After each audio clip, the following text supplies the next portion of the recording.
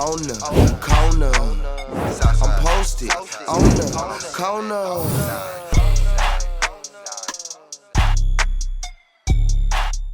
On the corner with yours truly, Incognito and DJ Misses. DJ Misses in life is about the perfect balance, right? Mm-hmm. You got to mix the highs with the lows. With the lows. Her. And without the highs and the lows, I don't know what you got. Me either. But we wouldn't have got a chance to rap. Hey, Chi-Town in the building. Posted on the corner. What up? What's up, big dog? Grammy Award winning Chance the Rapper, ladies and gentlemen. Where that bell at? Hey, right there. Right there. How you feel, man? I feel great, man. It's good to be back with y'all. How you doing, man? Man, maintaining you back in the studio. You bringing that good soulful rap. Good soulful rap. Yeah, man. It's been cool. Like I feel like when my pen touches the paper, it's just like lightning coming. I don't know what it is, man. I've been on a streak right now, and it's good to like, you know, to have fun with your craft. Like I do wordplay. Like it's like my job. I'm a wordsmith, but I also like to just, you know, you see what I do. Right, that's a fact. That's a fact. So the Highs and the Lows single with Joey Badass is out. So what was your motivation and your inspiration for this track? I feel like I've been in a lot of spaces where like, or times in my life where I was, you know, going through, you know, the highs and lows of life, or ebbs and flows, whatever you call it, ups and downs.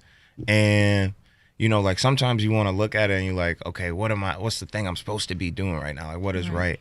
But sometimes you got to just like experience joy. You know what I'm saying? Like sometimes you got to just like go out there and like literally take the highs with the lows, like focus on what's going well in life, and also like go out there and get what you want. You know what I'm saying?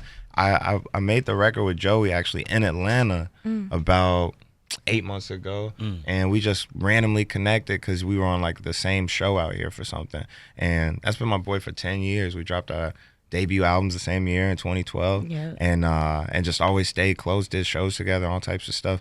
But I was just like, let's go in, let's just get one in, like kind of like that's how I've been about it. Like I've been writing a lot lately. Like I got like a whole composition notebook and stuff. So I'll just be like, let's write together, let's have a writing session type stuff. And even if we don't make a song, like at least we made a song, you know, not necessarily recorded it, but we worked on something.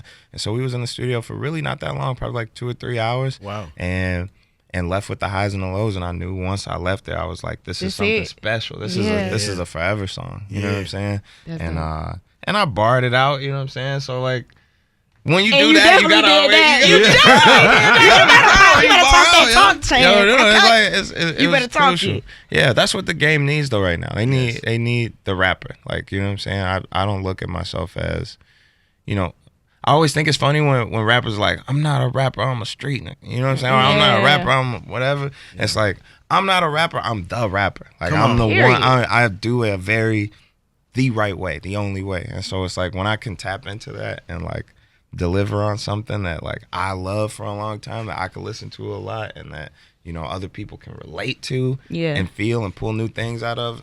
That's art to me. You know what I'm saying? That's the high level communication I'm trying to do. That's hard. Yeah, sir. Chance the Rapper is here, posted on the corner with yours truly, Incognito and DJ Misses. Chance, if you had a superpower, what would it be?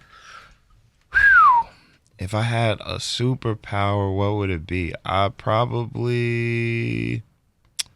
Dang, that's a good question. I guess I'd probably fly. But I'm already so fly. Come on, guys. You know what I'm saying? I don't know what I would be. What would you be? Incog? You threw it right back on me. Come on, I'm trying to get. I'm gonna steal your answer. Oh man, I don't know. I probably would just like morph or something. Morph. Yeah, like just kind of like you can form into anything. Yeah, I get up and just morph or be a comedian. Like, all right, I'm out of here. I'm gonna blow this thing. Gotta go. You know what I'm saying? Like one of those. And teleportation. Yeah, that was off the top though, bro. Ask me a month later, it might be something different. That's crazy. So you've been rapping since you've been 10 years old, right? Man, since I was a little boy. Yeah. So what keeps you going? You dropped your debut album in 2012, and your art has changed so much over time. But what keeps Chance going? The art of it, man. I love the artistry. Like I love music. Like music that makes you want to be alive. Like music that makes you want to like live and experience joy. Like that's what keeps me going. And so like I have like a real appreciation for the craft and crafting new stuff. Like making new music is dope to me, and making new poems and making new, you know, ideas surrounding the music, new ways to communicate the music, film stuff, like all the things surrounding rap. Like rap to me is the realest genre, because it's like it's like some real one-man band stuff. Like a rapper is like the first like vocal performers that are expected in every case to write all of their own stuff. You know what I'm saying? Like you think about like singers and like from the beginning of time till now, like they have songwriters. You know what I'm saying? But rap, you the vocalist, but you're also the writer. Sometimes you're the producer. Sometimes you the video director. A lot of times you the stylist. Like you telling a whole story and creating a whole world, and you doing it with one vision, like with what you want to do. And so like I just have fun in the different areas of rap. Like I'm having a real good time like with this film journey I'm going on. Like I'm becoming like, man, I don't want to just keep talking about how raw I am, but I'm becoming a great director, yo. Great director, and a great cinematographer, and I'm learning my visual language more and more the more projects that I make and the more like songs that I make. So like it's just like it's a good time for learning and learning to experience myself and learning to experience the highs and the lows and be confident in the art that's gonna come out of it, whatever it is. Definitely. I could tell you're very excited about everything that you have going on. But how do you feel about the current climate of the music industry right now? I think it's the perfect time for me to do what I do right now. Like it's a, shout out to Kendrick. Yeah, for Kendrick sure. really like laid groundwork for intentional, open, real, genuine writing. You know what I'm saying? And not to say that there's no one else out there doing it, but it's like, he kind of just like set the stage for me in a lot of ways, and I just like I'm very, very like inspired by him. You know what I'm saying? Sure. But I think we just in a mode like people are like. I think it's also good that we spend so much time inside, because like with the pandemic, like you had to spend a lot of time alone, and I feel like a lot of people reflected on older music in that time and stuff that they had for a while. It brought them back to stuff that like made them love and appreciate music and appreciate lyricism and appreciate all that stuff. So like now when I'm dropping stuff, people are like writing me full like paragraphs and stuff, letters and emails and fan mail, all that stuff. Like, and that's just a good feeling to know that I'm making music that makes people feel good. It's like Yes, substance at its finest. Grammy Award winning Chance the Rapper is here. Post on the corner with yours truly, Incognito and DJ Misses. You mentioned about, us going back to older music that we came up on. What was like one of the first albums that connected with you as a youngin' that you was like, ooh, that touched my soul? Man, there's a lot of them, but I always got to go back to The College Dropout. That was like, that changed my whole like understanding, appreciation of music. Like before that, like I think like most black kids in the 90s, like I grew up on Michael Jackson. Like my parents was just showing me how important and how raw Michael Jackson was. And so I had his albums and had video cassettes and like, but when it was like, when that first Kanye album came out, and also to be in Chicago, I think also like that's like just an even heavier influence. Like it really made me be like, oh, I know what I want to be when I grow up. You know what I'm saying? Like, I know that this is what I do. Because before that, I was writing poetry, I always wanted to, like, I was always a creative. Always, like, made, like, short stories and, like, I don't know. It was just into, like, being, like, a creative kid. Right. But it was, like, when that joint dropped, man, we don't care what people say. Yeah. Like, that was just a time. I don't know. It was just a time. Was. So you and Vic Mensa, y'all got together to take a group of kids from Chicago to Ghana, West Africa for 10 days. Yeah. Please tell us about that experience and how it came about. Yeah, so I came to Ghana for the first time in January of this year.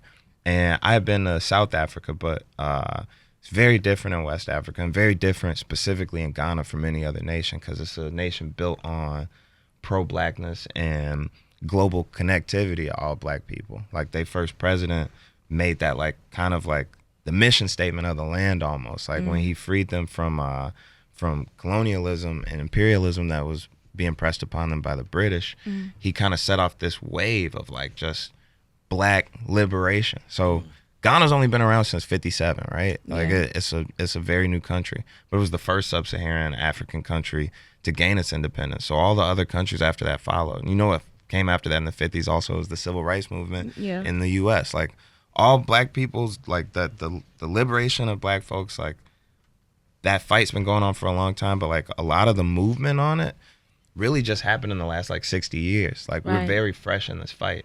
And And Ghana was like at the forefront of that. And to this day, like they're like the one country that has like an office of diasporan affairs. Like they're the country that has like the quickest pathway to citizenship if you're Black. Like they're really built on connection and connectivity.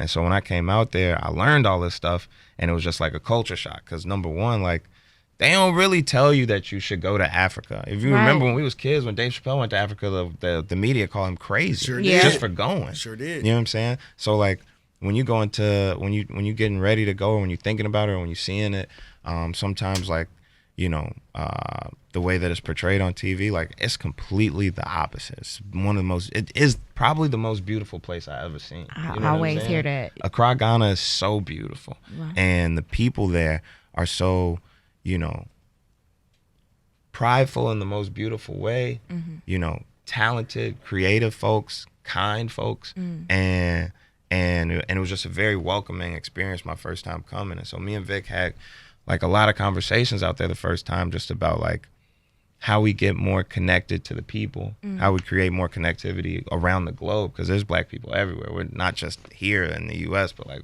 we're in the islands, obviously. We're in the UK, we're in Canada, we're in Asia. We're in like, well, you know, we're literally everywhere. And we got to find a way to get back together. And so the first idea that Vic had was bring in, like you said, a group of 10 kids from Chicago, and we ended up doing that. We just got back like a week ago. But we had a more grand idea that came about in that first trip, which is we're gonna throw a large scale, a huge, a very big, a very impactful concert in West Africa. Yes. January 6th, the Black Star Line Festival. And the name is derived from the old shipping company that was owned by Marcus Garvey that created the first network. Wow.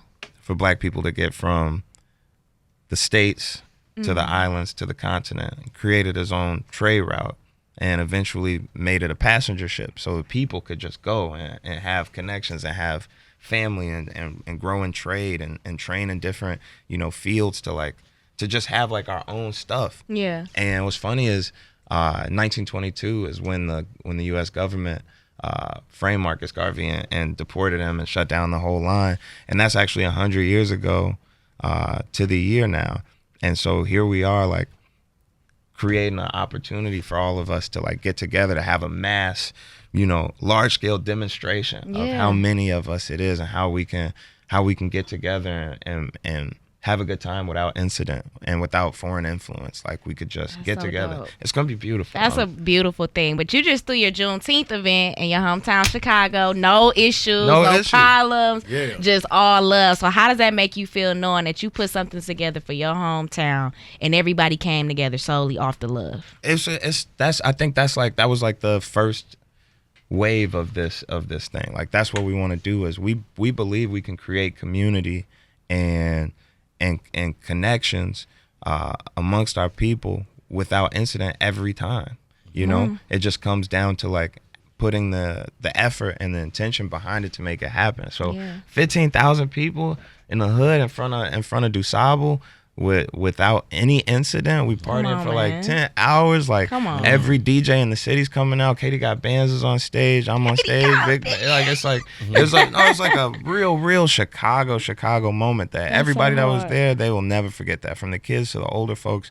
And we see that same kind of connection, but at a way larger scale, and with, you know, with a sense of like education coming out of it, because that's what also like that event, everybody won't tell you, but it was held at the nation's oldest Black History Museum, and people, and the museum was free all day, so people were coming in there and telling stories and seeing memorabilia from Chicago history, but also world history as Black people, and coming out with a sense of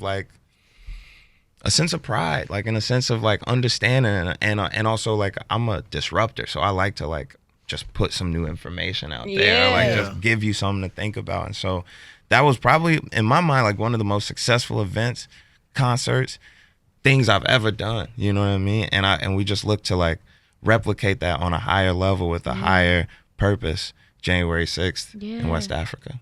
That's so hard. Man. Do you ever leave the house without your crown, bro? You always got that crown on, bro.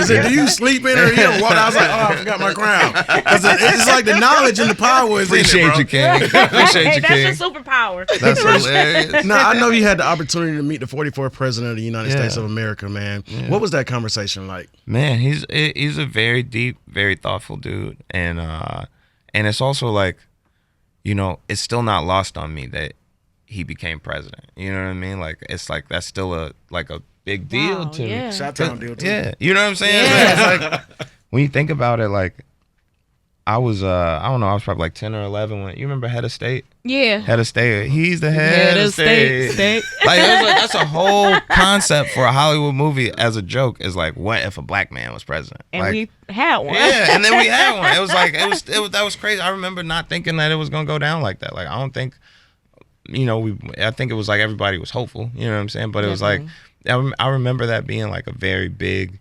deal when he was elected. And, you know, like, I think there's always like a need for leadership, and always need for like, you know, for people from our community to rise to the occasion. And I think, like, even after being president, he has a lot of like power to change things, and to like, and to influence people, and to bring in jobs and bring in monies into Chicago. And so, you know, yeah. That's tight. So you're working on an album right now, right? Yeah. You got a date around when you want to drop it? It's a different kind of project than normally. So like, people that like got onto my music, like, a lot of times used to tell me, and I believe it to be true, that they got put onto my music by my album art. You know, like, the cover art for 10 Day, Acid Rap, and Coloring Book are all kind of like iconic covers. Pop out. You know? Yeah. And they became, I feel like my music got access to a certain extent because people were, the cover art is so like inviting. Yeah. And, like, you know? And so I'm really into, you know, the art, the visual art surrounding music. And so this project, I've been doing it so far, and I don't know how many people caught on, but my goal is to like make each song like its own project. You know what I mean? Like, from the visuals to the way that I release it, to the amount of time and effort I put into making the songs, to the campaign around the songs. Like, I'm trying to, like, I think my songs are album dense. Like, my art is, so like, for example, like, each one of these songs have been in collaboration with like a global black artist. So the first one was with Nilo Bianga, who I met in Ghana. She painted like a 12-foot tall, 6-foot wide black figure art on canvas, and allowed me to use that as the piece that represents the song. And same thing happened with A Bar About a Bar. Nico Washington painted that like from scratch, and it's an actual piece that exists, even though it's the cover art, it's a physical thing. And I kind of want to just keep doing that. Like, I want to keep creating tangible art. You know what I'm saying? Like, I love my field, my craft. Like, I love being able to make music, but you can't grab it, you can't hold it. You know what I'm saying? Anymore, you used to, like, CDs was like but like, I think there's something important about having something that exists that you can grab, or that you can go look at, or you can go feel, that represents the song. So I've been like trying to like make them as like 3D as possible. Yeah. And that even comes across like in the lyrics. I put the lyrics on all my videos now, or like, you know, the intention around like dropping at art fairs or at museums, like trying to like create a moment, because I know my songs are just like, they deserve it. You know what I'm saying? Like, it's like, it's something that you could peel back layer after layer. And so I kind of have to like, that's a long-winded answer of saying like, I don't know when it's gonna drop. I just know it's gonna be fire. Take your time. It sounds good right now. So you speaking on art, you just had a art exhibition for Child of God. Yeah. I want you to explain how important it is for our culture and our people to really get into art and what it means to us. Yeah. I think art means everything to us. I think we have an innate ability to like really respond to and respect and analyze art and have it connect to us in a certain way. Like, I think certain people, like, the way that their relationship with art is very like transactional, or like they commodify the art. So it's like they gotta buy it knowing what it's gonna make, knowing like how long they gotta hold it for it to like accumulate value. But I grew up when I was growing up, my grandmother used to have all these like these paintings in her house, like these like Annie Lee paintings, and these what's my boy's name, Ernie Barnes, like used to have like these paintings. I think all our grandmothers. Have you ever heard of Blue Monday? Probably know exactly what you talk about as soon as you see it. You've seen this picture before, right? Blue Monday. That one more time. We seen it. Yeah. Everybody we understand that picture more, right? Yes. So this is Annie Lee. She's a painter that lived in Chicago that passed away in 2013. Not really even that long ago, but her art, because she shared it so much with the world, she allowed her pieces to be included in like TV shows and people to do prints of her work. Like it became a staple of the Black household to the point that like we associate our childhood with this painting. The same thing with Ernie Barnes, like the Sugar Shack joint, like they created everybody jamming. Exactly. You already know. That's what I'm talking about. It was like a Marvin Gaye cover and some other stuff, but it's like we innately have a relationship with art where it's like it speaks to us. We have conversations with the piece. Like we'll put stuff up in our house without ever thinking about if we're going to resell it or like, you know what I'm saying? Like, and so what I think happens is when you can create a story and tell it through the art, or even just connect it to the art, that story becomes intrinsically tied to it. So like these pictures, I don't even know necessarily what Annie Lee or Ernie Barnes were trying to paint with it, but to us, some people, like you instantly think of your grandma. Yeah. You think of like exactly, it's a story. Right. So I'm trying to do the same thing with my pieces. I'm trying to like tell stories like I did on the highs and the lows, and have people associated with the art piece that Giannis David Kabinga made. And in 30 or 40 years, like kids just be able to see that painting and know like, oh, that's the highs and the lows. You know what I'm saying? Right, for sure. And have it connect to us. That's dope. Grammy Award-winning Chance the Rapper is here, posted on the corner with yours truly, Incognito, DJ Misses. Man, it's a lot of music out there, right? And in your spare time, when you're not listening to yourself, what's like one of your favorite ratchet songs, to kind of take the edge off? Favorite ratchet songs to take the edge off? Hadouken by Chief Keef. That Skilly Bang. Chill. Shout out to Jamaica, man. For sure. Man, what's my favorite ratchet song? Oh, do you know that song? Hey, what's the song? He's from Chicago. He said, I might just up the pipe and spray the car. You know that song? Dang. Okay, cool. CEO Trail. Shout out CEO Trail. That's from hard. Chicago. Okay. That joint crazy. Okay. Bro, if you're in the house, right, and you got to chef it up because you're Chance the Rapper, you're Chance the Actor, you're Chance the Director, you're Chance the Creator. Let's talk about Chance the Chef. Yeah. What you cooking up, bro? I'm not really good at cooking anymore. I used to be very good at like on the grill, and I haven't like seasoned or like really grilled no food this whole summer. Uh-oh. So I'm kind of lacking. What I make is like I make a good like stove burger, like a stove top. Oh yeah. Bubba burger.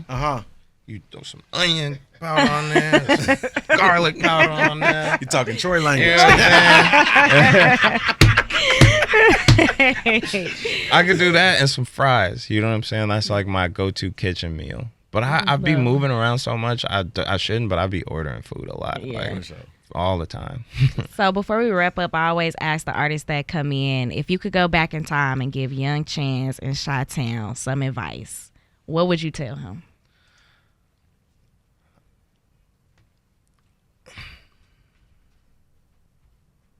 I would say keep doing what you're doing. Nothing else. Well, with everything else that you got going on, how are you protecting your peace right now? I'm learning to protect my peace. I'm learning about boundaries and all that stuff now. Like I probably should have learned that stuff a long time ago, but like it's like I was saying on the highs and lows, like sometimes you gotta get around your vices just to see like what your life is, like just see to see yourself for who you are. And I think like it takes time, like and intention to like go away sometimes also to be like I'm finna just fade to black for a second. Like right. It's hard to do that in a world where everybody's so interconnected. Like we all on social media, we all talk to each other every day. We see what people are doing in other cities, and it's like sometimes you just gotta like, you know, remove yourself. And I think it's healthy for people, but that's something that I'm just learning to do. Like I'm a people person. Like I like being around my friends. I like being around my family. I like, you know, meeting new people. Like I'm very like much so like a person that thrives in community and connection. Yes. So like sometimes when I gotta step away, it's hard for me. Like I'll be like, man, I need to. You gotta give yourself that time though to reset. Yeah. For real. But you are an important vessel, brother. You are very important. For sure. Who was your favorite teacher in school? Favorite teacher? I think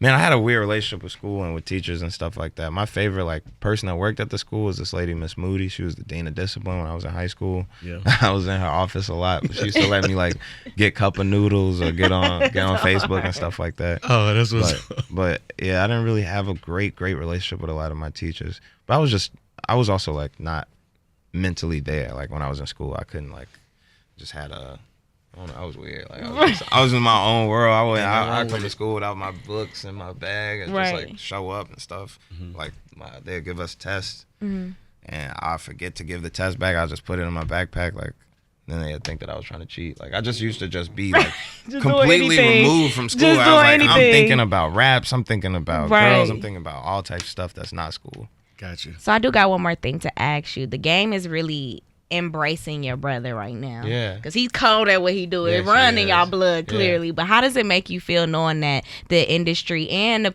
people of the world are embracing your brother for who he is? I think it's like, it's a sign of the times. It's like we naturally, like, we have to grow and like learn to like be humans and to respect humanity and like and like people for who they are and also for what they are. Like my brother is very, very crucial. Like he's an amazing artist, like writer, rapper, you know, performer, and I think like we as a culture are supposed to evolve and we're supposed to grow. We're not supposed to stay stuck. And there's nothing that grows that's like, all right, these are the set of the rules and we never gonna change them. Like, you know what I'm saying? Right. Like you have to like be willing to analyze and review what it is that you say you stand on. You know what I'm saying? You gotta be a little bit willing to grow. For sure. Truly. The Highs and the Lows is available now on all digital streaming platforms. We have a new Posted on the Corner alumni. Woo, woo. He is a father, a husband, and one of the greatest rappers out representing Chi-Town for sure. Yes, Cheers, rapper. Thank you, my brother. I appreciate you, bro.